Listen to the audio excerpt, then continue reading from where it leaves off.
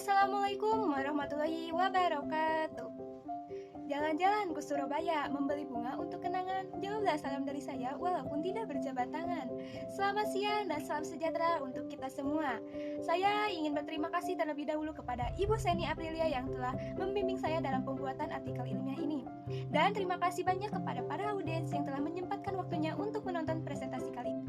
Berita yang diunggah cnnindonesia.com Jakarta 16 Maret 2020. Pada akhir tahun 2019, tepatnya bulan Desember, dunia dihebohkan dengan berita ditemukannya sebuah virus baru yang bernama COVID-19 di Wuhan, Cina.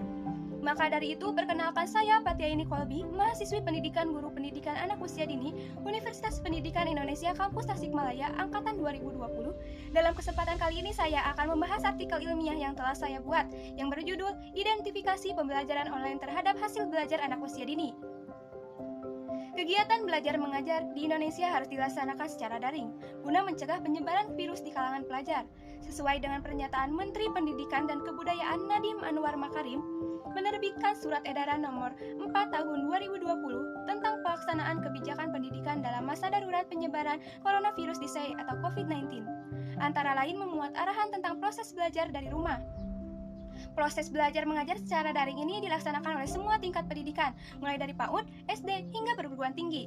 Tidak semua tingkat pendidikan dapat melaksanakan kebijakan PJJ ini dengan efektif. Salah satunya pembelajaran tingkat PAUD. Anak enggan jika melakukan aktivitas belajar online tanpa bantuan atau mencontoh dari jawaban yang dibuat oleh orang tua. Anak sulit memahami materi pada pembelajaran online, dan anak cenderung malas jika ditanya tentang pelajaran apa saja yang sudah diberikan guru. Ini sangat penting, karena anak-anak PAUD pun berhak untuk tetap mengikuti kegiatan pembelajaran di masa pandemi virus COVID-19.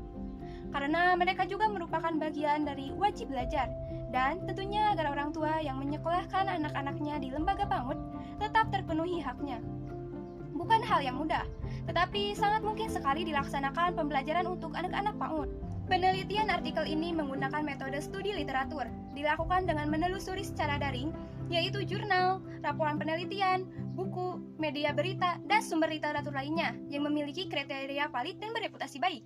Lalu data-data yang didapatkan kemudian dikumpulkan, dikompilasi, dikaji, dianalisis, dan disimpulkan sehingga mendapatkan rekomendasi mengenai studi literatur.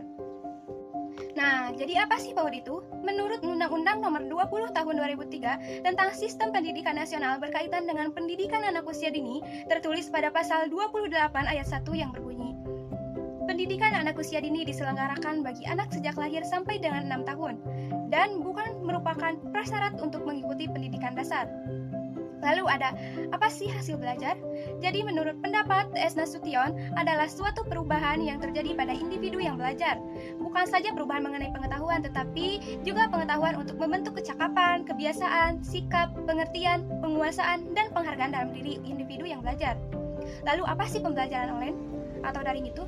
Jadi pada dasarnya adalah pembelajaran jarak jauh atau biasa disebut PJJ yang merupakan adaptasi kebiasaan baru yang harus dilaksanakan selama pandemi.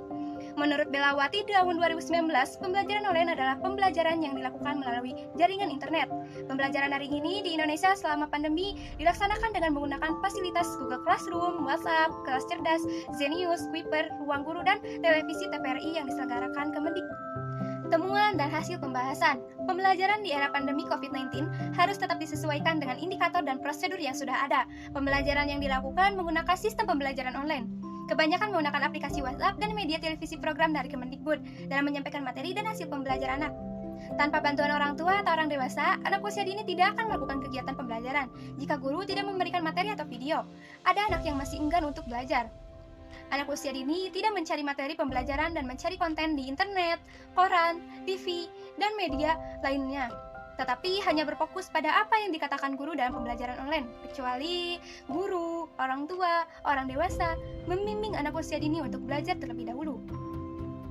Saat terjadi pandemi COVID-19, minat belajar anak menjadi menurun dan menjadi kendala bagi orang tua saat mereka belajar di rumah.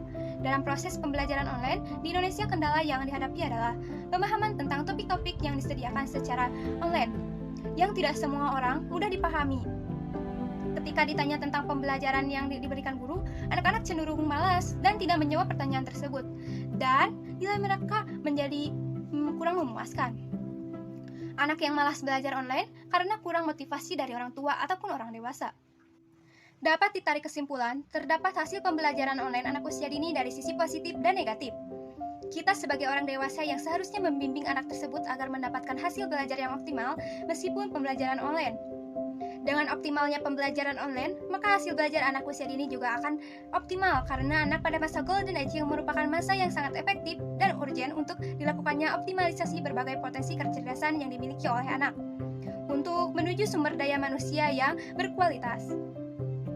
Disarankan kepada orang tua untuk meningkatkan perhatian dan pengawasan serta pendampingan dalam kebutuhan anak khususnya dalam proses belajar mengajar, baik saat pembelajaran daring maupun tidak, sehingga anak dapat menanamkan ketertarikan yang baik akan materi selama pembelajaran dan tidak teralihkan fokusnya.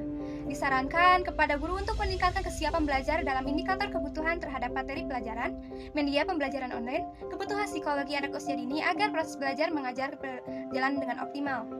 Dengan penyelesaian tersebut tidak perlu mengeluarkan biaya, hanya dengan kemampuan diri kita sendiri untuk memahami karakteristik belajar anak.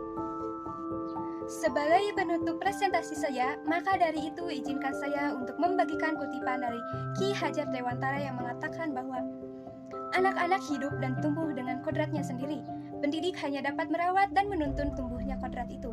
Saya Patia Yuni Kolbi, mahasiswi pendidikan guru pendidikan anak usia dini Universitas Pendidikan Indonesia Kampus Tasikmalaya Angkatan 2020. Terima kasih atas perhatiannya. Wabillahi taufiq wal hidayah. Wassalamualaikum warahmatullahi wabarakatuh.